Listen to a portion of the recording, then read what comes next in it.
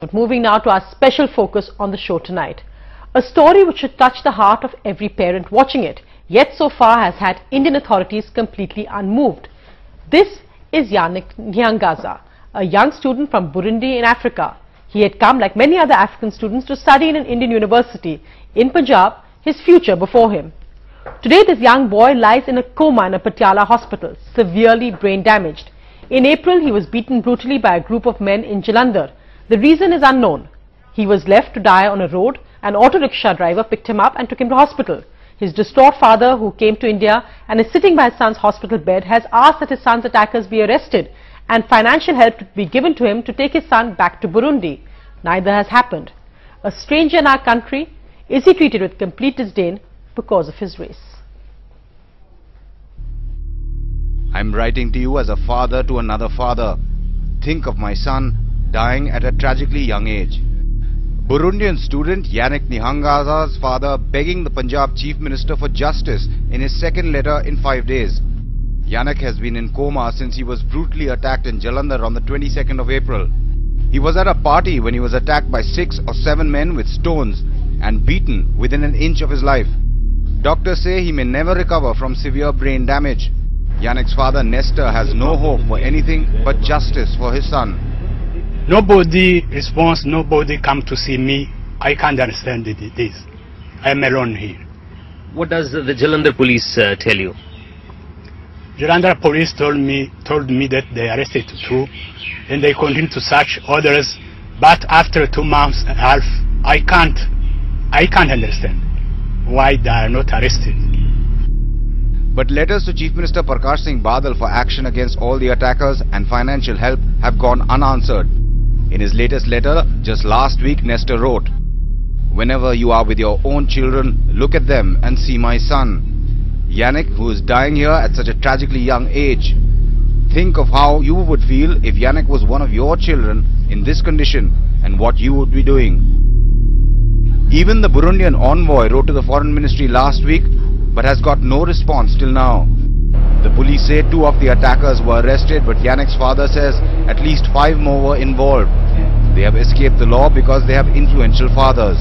Dilli, the African students come in every year, yet they somehow are not part of our headlines, they're not celebrated, they're not welcomed as visitors the same way that perhaps we would if students were coming in from America or Europe in that sense. You've got students studying all across the country. I mean, Yannick was, along with, there's 73 students from his country in lovely university in Punjab. Not many would know that. You studied at a university in Rajasthan. Tell us about what it's like being an African student out here, and do you identify with some of what Yannick and his father must be going through? Yeah, actually there is, like, you feel the discrimination not only among the students, you even find some like teachers discriminating students. There is a big huge thing going on between this color difference and all. As you said, obviously, like, you want to be treated being an African and someone who is from Europe and who is having white color. So definitely we do feel a bit discriminated in the classroom, in the maze. Campus is actually, it's a place where you meet many students, and that's a place when you feel even discriminated by your own friends. I have been here for 3 years.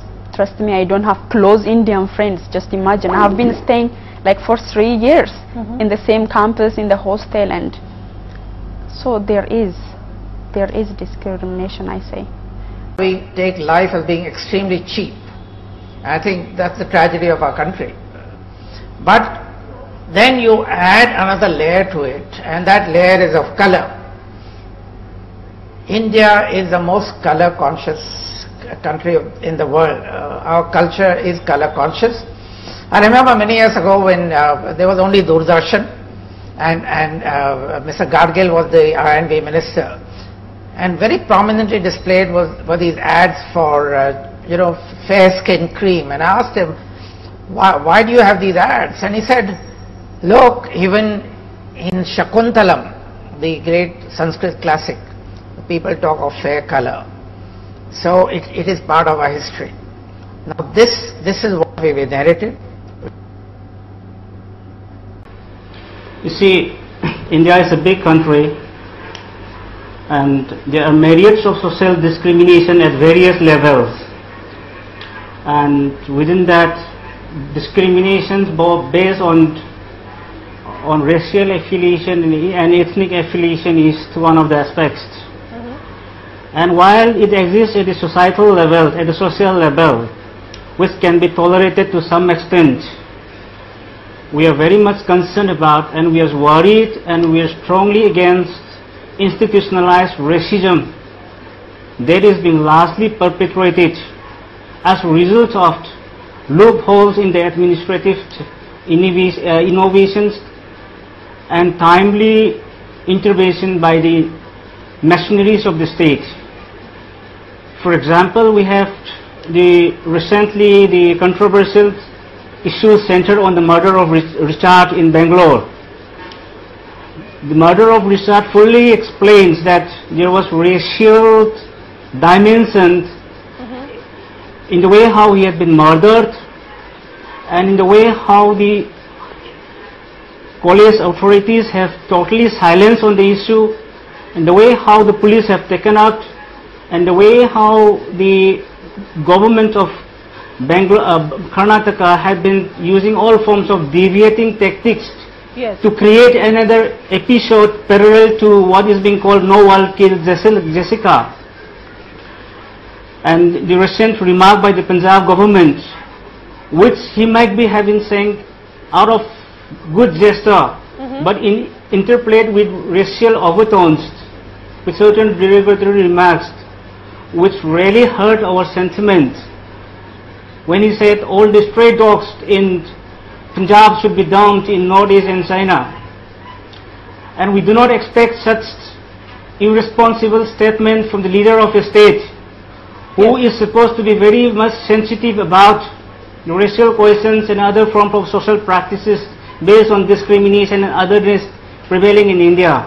So how do, I think the point, for example, yes, I think the larger point you're making is how do you ensure the state and law enforcing authorities treat every Indian, every visitor to this country as equal regardless of color, race, ethnicity and gender. Let me just show one contrast, the case we talked about of how it happened in Great Britain. Let's just look at the contrast between how we treated this case of this young boy Yannick and how Great Britain treated the case of Anuj Bidwe. Two fathers united by their grief. Two young boys, both 23, attacked for no apparent reason. One, an African student in India, beaten so mercilessly that his brain is permanently damaged. The other, an Indian student in England, shot in the head at point-blank range as he walked with friends to a Boxing Day sale. The education system in UK is far better, and as well as we thought this is the safest place in the world. We were thinking to send him to US or Australia, but the whole family decided to send him to England for his higher education. Britain was quick to treat the murder as a hate crime and announced a £50,000 reward to trace the killer the very next day. A police team from Lancaster left for Pune to personally apologize to the shattered family. Hundreds marched on the streets of Manchester in a show of solidarity with Anuj Bidwe's parents. A memorial service was held. British MPs reassured the family of speedy justice. Within 5 days of Anuj's murder, the cops arrested a man who called himself Psycho Stapleton.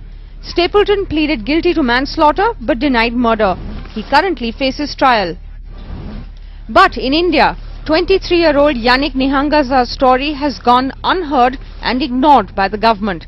Bidwe and his family got justice in a matter of days, but Yannick's father has no such hope. Ironically, of course, the Minister of State for External Affairs, Praneeth Kaur, is the MP from Patiala. That's the hospital where this young boy and his father currently are. When we asked them for a reaction today, they said they haven't heard of the case. They'll get details and get back to us. But joining me